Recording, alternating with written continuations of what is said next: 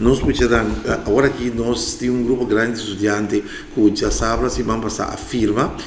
dentro das coisas de semana que estão firmando e nós estamos falando ou bem que tem que passar na HER. Nós estamos balotando entre 185 para 200 estudantes Lobai Holanda, depende com o HER resultado e também tem algum jovem come mente processo que você está passando está preparado da corso, pero não está canando de uma forma opi seguro, não está dando toda a informação para você como está preparar para handle também Holanda.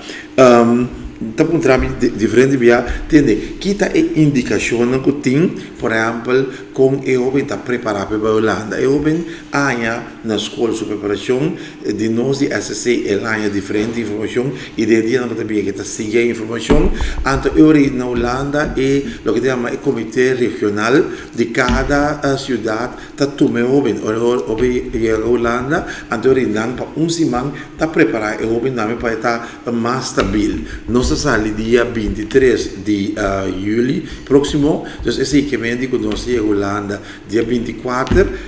dos vuelos nós vai com nem costume e para o meu vuelo tem a maioria de estudantes não, é de dos vuelos botanha e grupo de estudantes muito mais cerca da universidade de Schiphol e acaba nos manager de State Student Senhor Nar da Holanda e está preparado com mentor dan ela preparado com turcos tem esta discussão como por exemplo se porta para provar de certo vuelo na Tawaro cancelar nós monitor se já cerca para sobre o vuelo de dia 23 dois vuelos não pode cancelar de com passou de ter paquete de gasto rondoide que vem nós monitor se antes que vem de basicamente depois de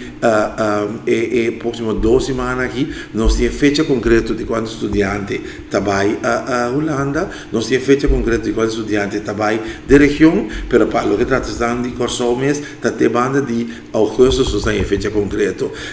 mi nota mira cambio hopi drástico de Holanda mi mira na de região tem certo cambio não só com o resultado de ERTA anto corso mas nem costume ter grupo de mais grande passou aunque hopi não tá querer maioria estudantes tá quedando assim na 3 universidades que nós tem na corso